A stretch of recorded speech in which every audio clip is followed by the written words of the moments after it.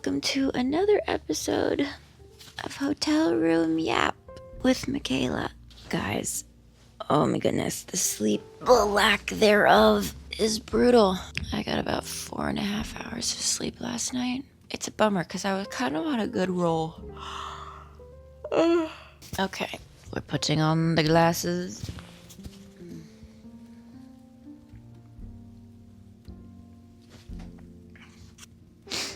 Good. I sound like I have a chorus of frogs in my throat. And this is also just how I wake up. My voice will not stay this way. This is just my sleepy voice when it hasn't gotten enough hours of snooze, of snoozing, of snoozle. We're doing well. Okay, we're gonna start off the day swinging. Okay, we're gonna start off with I guess not start off. We're just gonna talk about when people show you how they feel about you. Believe them. I do not just mean romantically. I mean in friendships and in family and in apprenticeship, at work. People will very clearly show you how they feel about you. Myself included, you know? And this isn't something, you know, maybe this is what I want to focus on today. This isn't something that we need to take personally. All right? Unless it's like a really close friendship and, you know, something has gone horribly wrong and you're like, whoa, like what did I do? And there's something that you need to like take accountability for or apologize for. You know, if you hurt somebody, then that's one thing. But a lot of the time, I don't think it's as much about something as serious as that, but more so somebody just like preferring other people. You're not their favorite. You're not necessarily the most interesting, and that's okay. I'm, currently trying to be more okay with that concept because I think we're told so much and shown so much that being liked and popular is a good thing. And while it might not be a bad thing, it's really hard to be a friend to all. And a friend to all is a friend to none, because it's impossible to be truly a friend to all. I learned that a really weird way in like a couple years ago after dealing with a breakup and then watching lots of people who had like become friends with this other person because we were dating and they knew me first, stay pretty good friends with this person. And I was like, oh, okay, cool. Got it. That shows me pretty clearly how you feel. And it sucked. But it is what it is. They think that person's more interesting and they would rather spend their time and effort keeping that friendship clearly open and present to this day. And barely showed me any support when I was going through it. It was interesting. So yeah, and don't let people tell you how to feel either. Because sometimes people be like, well, it's not that serious and you just need to be more chill and, you know, I don't understand what the big deal is and why do you have to... Well, the big deal is I guess similar to being in a relationship, the energy that I bring to a friendship is actually, fucking supporting you. And if you go through something really tough, especially when it was not a healthy ending, I'm gonna support you. And here's the thing, if you're gonna, still hang out with the ex-friend or the ex-partner relationship, whatever, I think communication would be open, because sometimes it's complicated in friend groups, right? It's not always a clean break. There's overlaps. There's, events where you might be with them, whatever. But then you're open about it and being like, hey, like I'm gonna be around this person.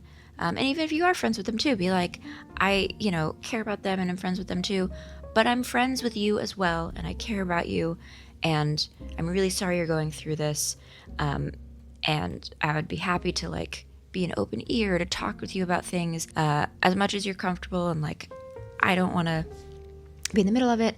I don't want to share anything with the other person. And so, you know, if you want to keep some things private because I'm still like around them, whatever, like I totally understand. But I'm around this person just because they're still like kind of a part of my life as well. But like, I also care about you as a friend and I'm here for you. It's really not that hard of a message to send or phone call to make. And if it's not made and then there's just kind of silence, as if like you're the crazy one, or you've done something wrong, it's pretty obvious where they stand and how they feel about you. And that can suck. It can hurt. Not saying that I, or you know, the people, the party, the person who's maybe being like ignored or abandoned or not paid attention to is just perfect.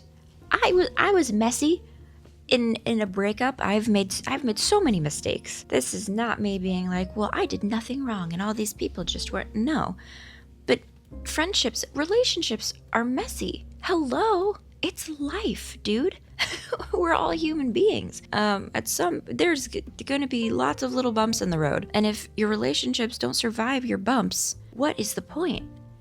We all have to grow. And so that's where, you know, a little bit of the hurt comes in, because when those bumps happen and then some people don't kind of stay tethered to you, you're like, oh, that person like actually didn't care enough to really stay like locked in for the long haul. Again, I feel like it's another learning lesson of just like reading character and figuring out who cares about you and who doesn't. And maybe people thought that I didn't care about them. Not really. Or they thought it was weird and clingy because like I cared too much. Also weird, and not my problem to convince people that it's not weird, because people who appreciate it won't think it's weird. But yeah, I genuinely, I guess similar with like romantic relationships, but with friendships, I genuinely care about people pretty quickly. I want to hang out with them. I want to hear how their day went. I want to come over and help support them while they're moving. If they're dealing with stuff with their parents, if something's wrong and they want to call somebody about it, I want to be here for them.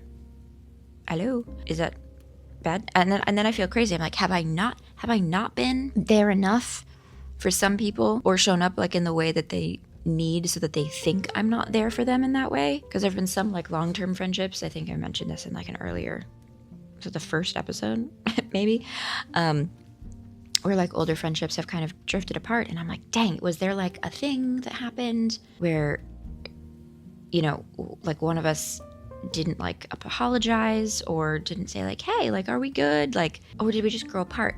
I don't know. There's so many different people, and days move so quickly that it's hard to check in on every single one of like your potential friendships, connections, etc. that maybe aren't as strong as they used to be. And if you care about them being stronger, it's like, okay, is this at a point where I'm like sending a message to somebody? Should I text this person? Should I call this person?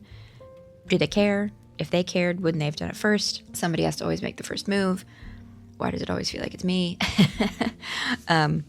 Yeah. So anyway, just in back to like a friendship, specifically, like we're just relationships at work, at school, in life. People kind of just show you how they feel about you. And I've also recently, speaking of work, learned about that too with, you know, people who maybe like your boss or a superior, somebody who could maybe promote you, or somebody who represents you even. I'm learning that gut feeling is usually, it's tough though, because if you have like anxiety or autism, if you're on the spectrum, you can overthink some of this, but also like usually the gut feeling, not the anxious, like super high energy, like anxiety and fear, but like that deep little gut whisper. You know what I'm talking about? That deep little gut whisper that's like, something's kind of off balance here. That I feel like is usually right. And you can tell when, like when you're not valued enough at work, when your boss just doesn't really care. You're not the favorite. Again, it's a little painful, but if you can kind of just objectively take that information and be like, cool, so I got two choices: stay where I'm not the favorite, or start looking for somewhere where I'm appreciated more. And I mean, being the favorite isn't the goal. Then we start over people pleasing and getting weird. But if you're just valued for who you are and what you bring to the table and who you are, how you exist, how you think, how you be, then that's the goal. You get to be loved for you. Now this can lead to, I feel like, what are those memes or like those posts that are like, just remember like the worst person you know is in therapy being told that like everything they're doing is okay. And I am so panicked about being that person because there have been a couple of very interesting confrontations in my life where people are just, I don't know, they really make me feel like crap, or have made me feel like crap. It's not so much anymore, where it's like very much a thing of me feeling like I've done something so wrong or how I handled something was so wrong. And while it definitely might not have been perfect, it's odd because I just feel like the intention of how I was handling something or why I was handling it that way, it's pretty obvious. Like I was either shocked or extremely hurt or confused or in pain. Like it was, perhaps not my best presentation of those things. And obviously as time goes by, it's easier for me to look at that and be like, yeah, that wasn't my best. But especially if you're grown, anytime I see somebody doing something, anything remotely close to like how I handled, some more intense situations in my life, I'm like, oh, like they're so upset. They're like incredibly hurt, or still frustrated or heartbroken. And I give them a little grace for that, as I would hope to receive from others. And I think some of the people-pleasing thing comes from, also people maybe not receiving the same grace that they allow for others, and then them assuming that they're a worse person or a bad person because of that. It's like, yeah, so it's really hard to navigate because, yeah, you don't want to be the person who's going to therapy being like, oh, well, you just, everything's fine, and you were just trying to do this for yourself, and then being like, yeah, but then you're actually being like, potentially a terrible person, but then also not being like a doormat and not being just allowed to be a punching bag. And so it's like, man, where do you find that middle ground of like, okay, these things weren't great. I, need to try to react better, be just better, calmer, while dealing with crisis, while dealing with pain, etc. But also being like, dude, that was crappy. Are you not my friend? I guess not, because that is not how you support or handle a friend. That was just mean. And then not taking that personally. It's a balance. I'm not saying this is easy. I'm just saying people will show you. And that can be frustrating and painful. But that also, here we're gonna try to silver lining, the cloud here. It is also answers for you whenever you're in a world trying to answer the question of who's really here for me, who's supporting me, who's an actual friend for me. Yes, when the days are like fun and like we're just hanging out, but also when I am really going through it and I am an ugly version of myself that is clearly broken, who's actually here for me? The number will diminish. And so you want those answers being told to you because you want to have genuine friends in your life, right? Wouldn't it be so much better to know you have, 2 to 4 really solid, loving, awesome people that takes time to grow, by the way, and takes effort from both people. And sometimes it's going to get messed up and whatever, but it takes time and effort and energy to really have a solid friendship with these people, instead of have like 15 people who you just like are close enough to I don't know, invite to your birthday party, and they all get you like something that you like as a gift, and there's like energy of, and you all travel all the time, and you check in, and it's fun, and you like feel like it's so great, but then like you have a bad day and like no one responds to you. Like when you're crying, people just go like, oh, I'm sorry, and then they don't actually show up for you. Ew. No. How empty is that? So, yeah, just people will show. And it's also sometimes not even personal. Some people aren't capable of showing up for you the way that you need. just the emotional capacity isn't there. I've been, thinking about some stuff over this last year. There's some like newer friends, and I don't even know if they have the emotional capacity. People are busy. Life is busy. Life is hard. People already have prior friends. People are in relationships. People are trying to grow their careers. There's a lot of stuff going on. So while people will show you how they feel about you, I think the next step, which is very difficult, is to try not to take it personally. Because oftentimes the reasoning is not like, oh, I hate this person. It's just that they're so filled and occupied in so many other arenas that maybe there just isn't space to fully hold you the way that you need to be held as a person, as a friend. And, there's different tiers of friendship too. I got plenty of acquaintances, and I've got plenty of colleagues. Sounds so corporate, but like, I don't know what the filler is between like an acquaintance and like a friend. Allies. I don't know. But there's lots of people in the middle there too, of like, if I'm like having a birthday party and I'm having like a bigger party, there's like lots of lovely humans I would want to hang out with and catch up with and see. But if I'm having a bad day right now, I only know of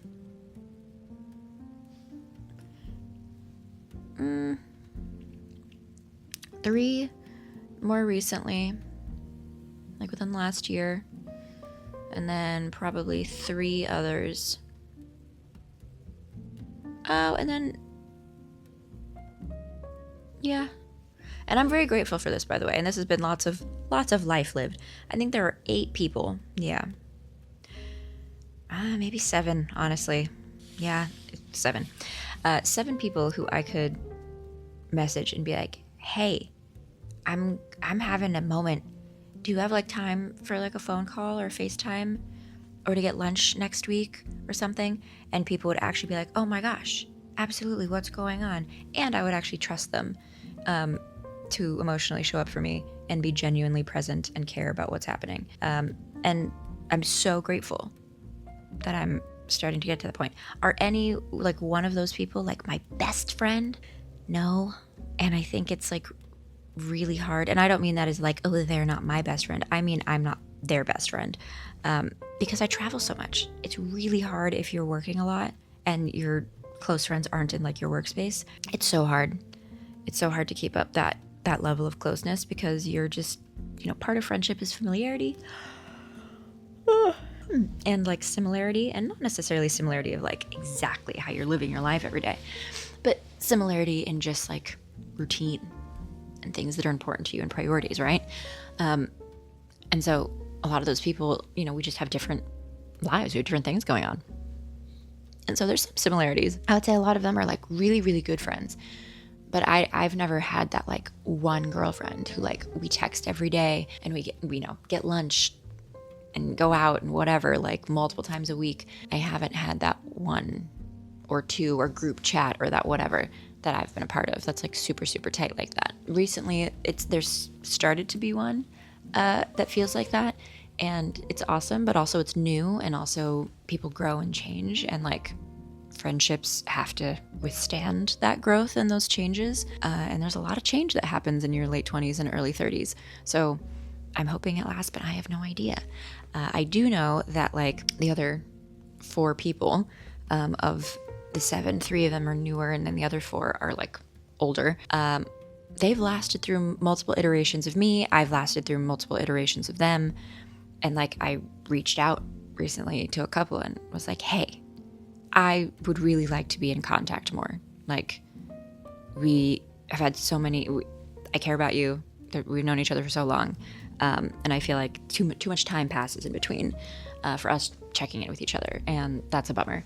And they were like, hey, yeah, like that would actually make me really happy. Like I feel the same way. And, life has been just a little crazy, and I don't like how much time has passed too. So sometimes, that it's reciprocated and it's nice. And so I know that 4 of those humans have seen a lot of me for better or for worse, and are still around. So I'm hopeful and think that they will, last for longer. And these newer friends, I'm hoping that they will too. But yeah, it's also okay if things shift and there's growth and change. And it's okay to believe that gut feeling and people's actions when they show you how they feel about you. That's just what I wanted to... I woke up feeling this morning is what I wanted to be happy about this morning.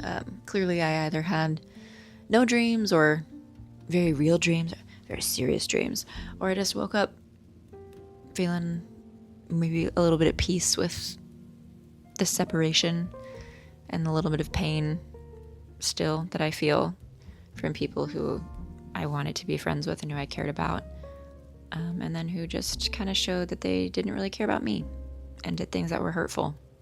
And gossip is tricky.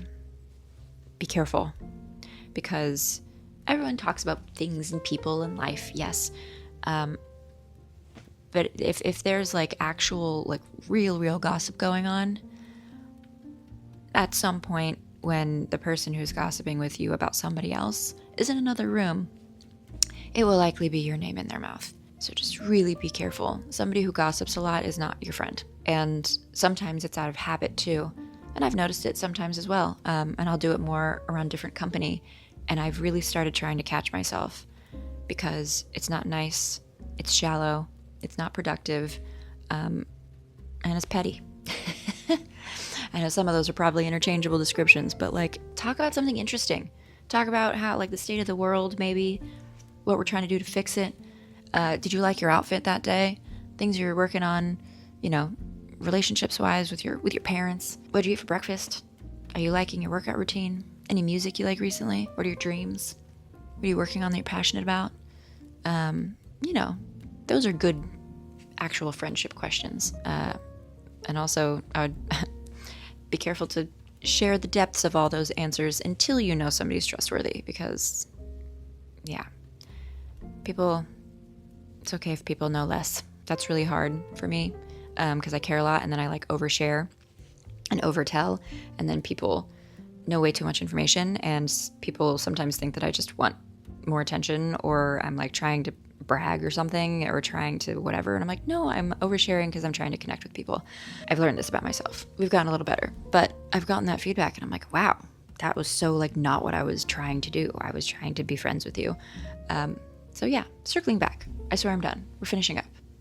It's a little longer this morning, but people will show you how they feel about you, and that is okay. And it is not your job to convince them otherwise, and that's okay. Sometimes it'll be a bit of a bummer. But same with romantic relationships. You don't need that many people. You really don't. So a lot of people can like you.